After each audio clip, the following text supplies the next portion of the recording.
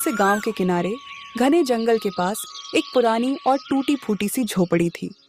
उस झोपड़ी में गरीब किसान धनिया अपनी बूढ़ी माँ और बेटी गौरी के साथ रहता था। धनिया के पास बस कुछ छोटे छोटे खेत थे। उन्हीं खेतों में मेहनत करके वह अपने परिवार का पेट पालता था। हर दिन सुबह सूरज निकलने से पहले ही धनिया उठ जाता। ठंडी हवा चल रही होती, आसमान में हल्की लालिमा होती और गांव के ज्यादातर लोग अभी गहरी नींद में होते। लेकिन धनिया अपने पुराने हल और बैलों को लेकर खेत की तरफ निकल पड़ता। दरवाजे पर खड़ी उसकी माँ प्यार से कहती, बेटा धनिया, थोड़ा आराम भी कर लिया कर। दिन रात इतनी मेहनत करते करते तू बहुत थक जाता होगा। सुबह से शाम तक खेत में काम करता है, फिर भी चेहरे पर शिकन नहीं लाता। मुझे तेरी चिंता होती है बेटा। शरीर को भी थोड़ा आराम देना जरूरी होता है। माँ, अगर मैं मेहनत नहीं करूँगा तो हमारे घर का चूल्हा कैसे चलेगा? हमारी ज़रूरतें कैसे पूरी होंगी? मुझे पता है मेहनत मुश्किल होती है, लेकिन यही हमारी ज़िंदगी का सहारा है। जब तक मेरे हाथ पैर चल रहे हैं मैं मेहनत करता रहूँगा, ताकि आपको कभी किसी चीज़ की कमी महसूस ना हो। तभी उसकी बेटी गौरी दौड़ते हुए आती और कहती, बाबा, जल्दी वापस आना, मैं आपका इंतजार करूंगी।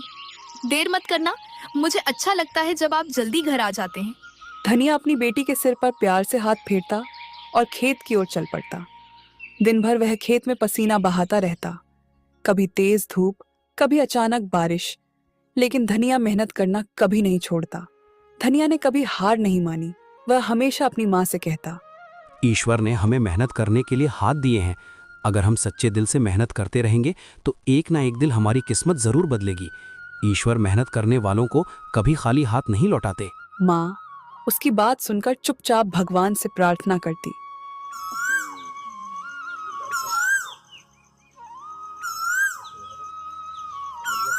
बाबा, आज मैं जंगल के किनारे से कुछ लकड़ियां लेकर आई हूँ, ताकि घर के काम में थोड़ी मदद हो सके। अकेली गई थी? बेटा, जंगल के किनारे अकेले जाना ठीक नहीं होता। वहाँ खतरा भी हो सकता है। हाँ बाबा, मैं अकेली ही गई थी। थोड़ा डर तो लगा था, लेकिन मैंने हिम्मत रखी।